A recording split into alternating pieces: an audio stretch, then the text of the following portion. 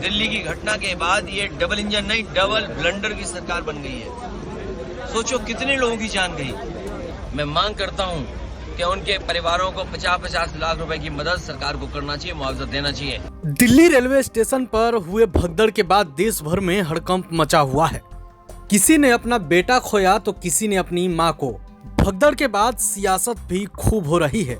विपक्ष द्वारा सरकार की नाकामियों को गिनाया जा रहा है। इस बीच अखिलेश यादव ने भी सरकार की पोल खोल दी है। दिल्ली भगदड़ और महाकुंभ की व्यवस्था पर अखिलेश यादव क्या कुछ बोल रहे हैं, आप खुद सुनिए।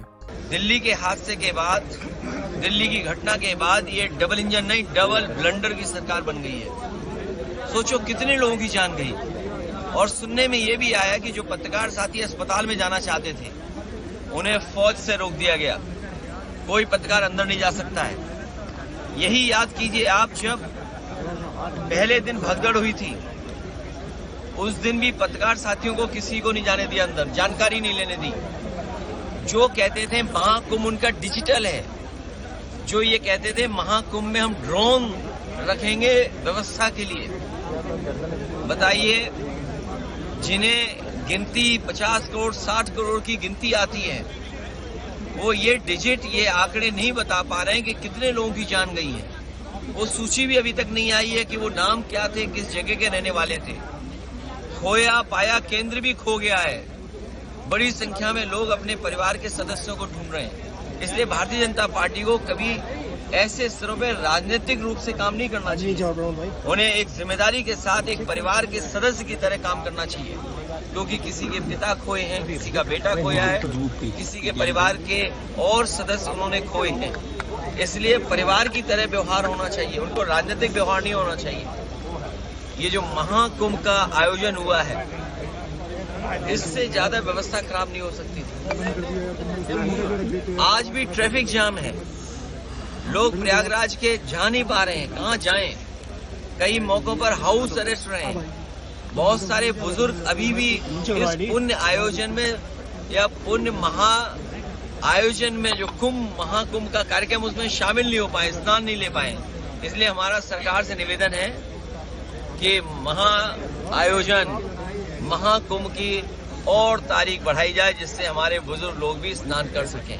और हमारे बहुत सारे इटावा के पत्रकार भी अभी स्नान नहीं कर पाए हैं, इन्हें भी मौका मिल जाए। लालू यादव ने कहा है महाकुंभ को लेकर कि ये सब फालतू है। नहीं, महाकुंभ पहली बार आया है। कुंभ तो हमारे पुराने इतिहास के पन्नों में लिखा है। और कुंभ का आयोजन सम्राट हर्षवर्धन करते थे, कन्नौज के राजा, और 75 दिन होता था। 75 दिन तक ये चलता था। और जब सम्राट हर्षवर्धन जाते थे कुंभ में, तो सभी धर्मों के लोगों को बुलाते थे। सभी धर्म के लोग वहां आते थे, कुंभ के आयोजन में शामिल होते थे, और दान होता था, स्नान होता था। इस सरकार ने क्या दान दिया पता ही नहीं। दिल्ली की सरकार क्या दान दे रही है कुछ पता नहीं। हम तो मांग करेंगे कि अकबर का किला, जो बिल्कुल संगम नोज पर है, वहां पर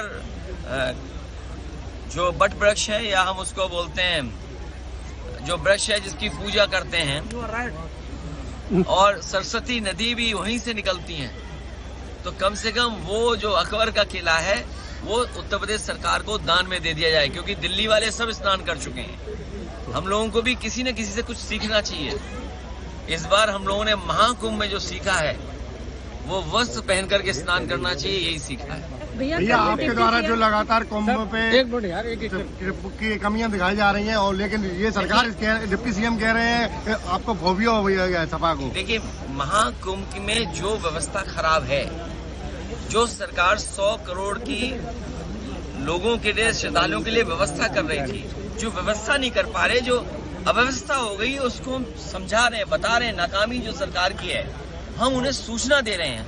हम लोग पॉजिटिव पॉलिटिक्स कर रहे हैं, हमें उन्हें जानकारी दे रहे हैं। अगर वो जानकारी को भी ये बुराई समझ रहे हैं, तो उनके लिए मेरे पास कोई इलाज नहीं है। और हम तो पत्रकार साथियों से भी कहना चाहते हैं, हमारे पत्रकार साथी भी कई बार सच बताते हैं, चाहे वो यूट्यूबर्स हो, चाहे उन पे भी दबाव बनाया जाता है। तो आप सोचिए, ये सरकार है जो किसी का सुझाव भी नहीं स्वीकार करना चाहती। सर, इस तरीके से प्रधानमंत्री जी गए कि 2047 तक मुलायम सिंह जी की विरासत का कोई व्यक्ति मुख्यमंत्री नहीं बन सकता। ये अहम बोल रहा है क्या देखिए, बीजेपी का? ऐसा है, मैंने लोकसभा में प्रधानमंत्री जी को भी सुना था। उन्होंने ये कहा कि 2047 तक हम ही रहेंगे।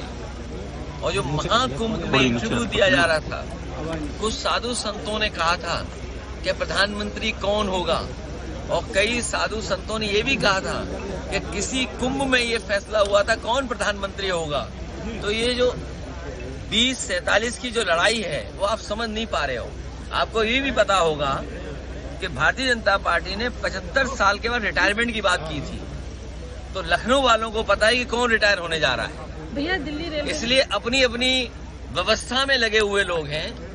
और जो एक नाम बार बार आप ले रहे हो वो जीरो है, जीरो। भैया दिल्ली रेलवे स्टेशन पे जो आज सुबह भगदड़ हुई जिसमें कई लोगों की मौत हुई, उस पर क्या कहना चाहिए? मैंने पहले भी कहा, दुखद घटना है। ये इंतजाम सरकार को देखना चाहिए था। और दिल्ली जैसी राजधानी में नाकामी होना, जो लोग ये कहते हैं कि हम $5 ट्रिलियन की इकोनॉमी बनाने जा रहे हैं, विकसित भारत बनाने जा रहे हैं, तीसरी अर्थव्यवस्था बन जाएंगे हम और विश्व गुरु बन जाएंगे, क्या यही परिभाषा है कि आप प्लेटफॉर्म पर हमारे जो गरीब लोग हैं उनको सुरक्षित नहीं रह सकते, उनका एक्सीडेंट हो जाए, जान चली जाए?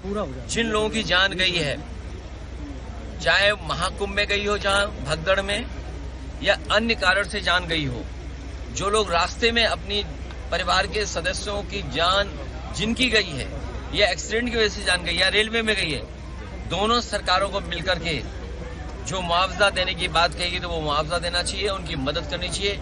मैं मांग करता हूं कि उनके परिवारों को 50-50 लाख रुपए की मदद सरकार को करना चाहिए, मुआवजा देना चाहिए। और मुआवजा, क्योंकि धार्मिक कार्यक्रम में सब लोग गए थे, बड़ी श्रद्धा के साथ गए थे और आपने कार्ड दे करके बुलाया था। कभी भी कुंभ के आयोजन में कार्ड नहीं दिया जाता था, किसी को बुलावा नहीं दिया जाता था, लोग सुने जाते थे।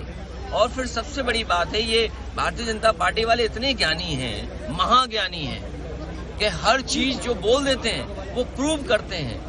144 साल का जो गिनती है वो हमें नहीं समझ में आ रही है। और हमें ही नहीं, बहुत साथी ऐसे हैं जो एस्ट्रोनॉमी को जानते हैं, एस्ट्रोनॉट्स हैं या साइंटिस्ट हैं, वो शायद 144 का सच ठीक बता सकते हैं। प्रभातखबर.com, विश्वास वही, रफ्तार नहीं।